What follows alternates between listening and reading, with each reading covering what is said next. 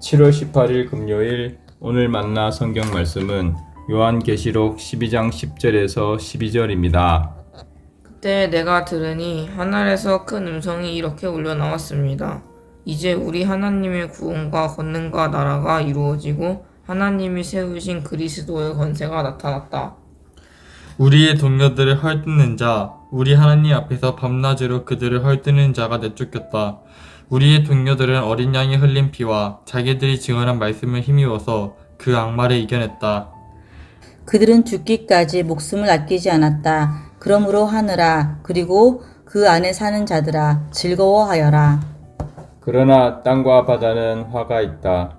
악마가 자기 때가 얼마 남지 않은 것을 알고 몹시 성이 나서 너희에게 내려갔기 때문이다. 아멘. 오늘 만나러 만나주시는 하나님을 기대합니다. 가평에 있는 필그림 하우스에는 그리스도인들의 신앙의 여정을 모티브로 한 철로역정 순례자의 길이 있습니다.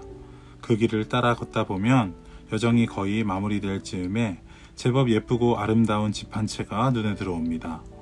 그곳이 바로 아름다운 궁전인데요. 그런데 그 집에 들어가는 사람들을 깜짝 놀라게 하는 존재들이 있습니다.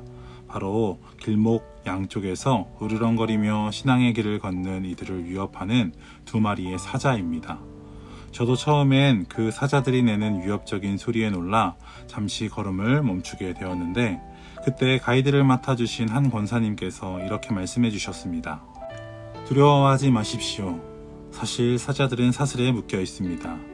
길 한가운데로만 지나가면 해치지 못할 것입니다. 그 말씀에 용기를 내어 조금 더 가까이 다가가 보니 정말로 사자들은 단단한 기둥에 목줄이 묶여 있었습니다. 그제서야 마음속에 깊은 깨달음이 왔습니다. 사자들이 아무리 포효하고 유업해도 그들은 이미 사슬에 묶인 존재였다는 사실. 그들의 위협이 보기에는 무섭지만 하나님께서 이미 그들을 제한하셨다는 사실을 말입니다.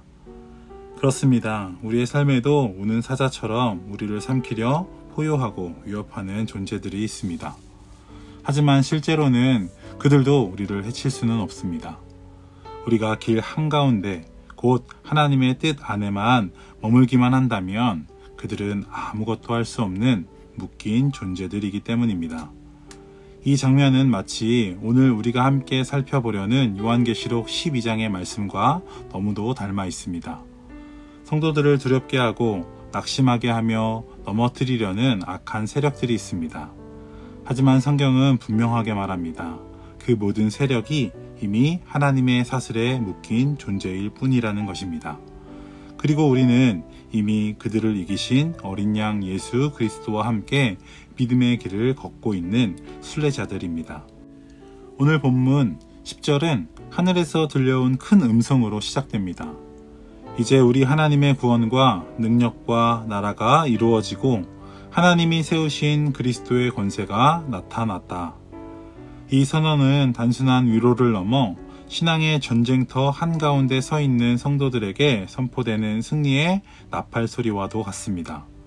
하나님의 구원은 막연한 미래가 아니라 지금 이 순간에도 우리 안에서 실제로 역사하고 있는 능력입니다. 사랑하는 여러분, 우리는 영적 전쟁, 영적인 싸움이라는 말을 들으면 어느새 마음이 굳어지고 긴장하며 두려움을 느끼곤 합니다. 그러나 오늘 하나님의 말씀은 분명히 선언합니다. 싸움은 이미 끝났다.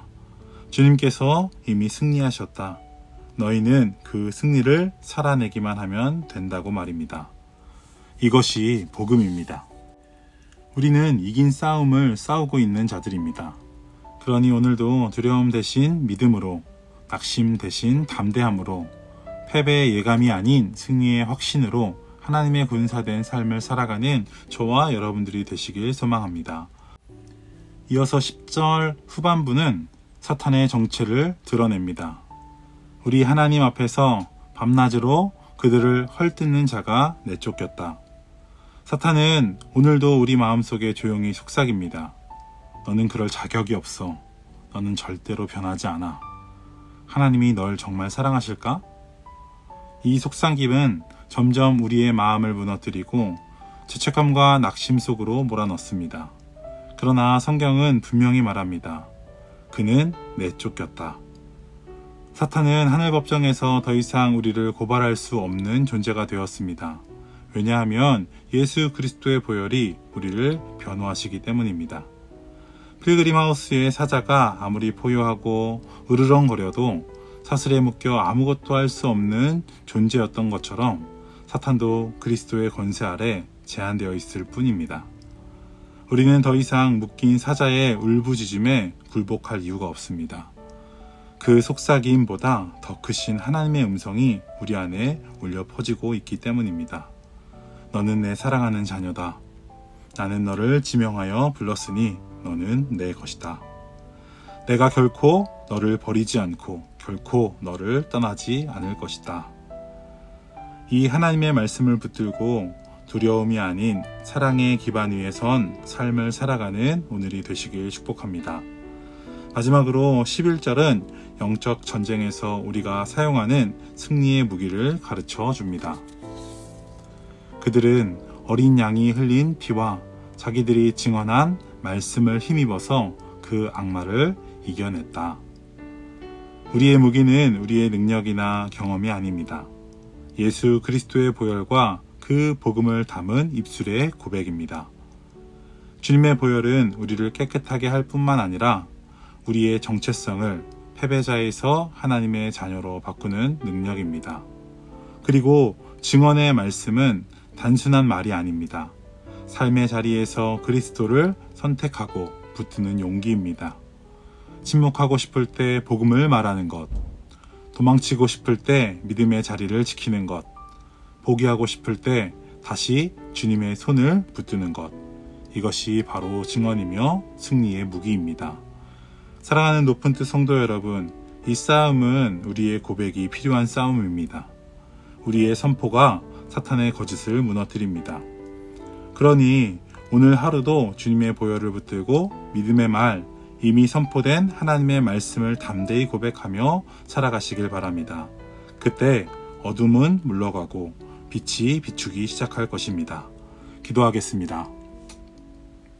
하나님 아버지, 우리를 위협하는 악한 세력이 이미 주님의 손에 의해 제한된 존재임을 믿습니다. 예수님의 보혈로 우리는 죄에서 자유케 되었고 믿음의 고백으로 승리를 살아갈 수 있게 하시니 감사합니다. 우리의 삶 속에 두려움이 아닌 믿음을 주시고 포기하고 싶은 순간에도 주님을 붙드는 순례자의 걸음을 걷게 하여 주옵소서. 이미 이기신 주님을 따라 오늘도 담대히 나아가게 하옵소서. 감사드리며 예수님의 이름으로 기도합니다. 아멘. 이제 두 가지 기도 제목으로 함께 기도합시다. 첫 번째로는 오늘 주신 말씀을 기억하며 함께 기도합시다. 우리를 흔드는 사탄의 거짓에 흔들리지 않고 예수님의 승리를 믿고 믿음의 길을 용기 있게 걷게 하옵소서.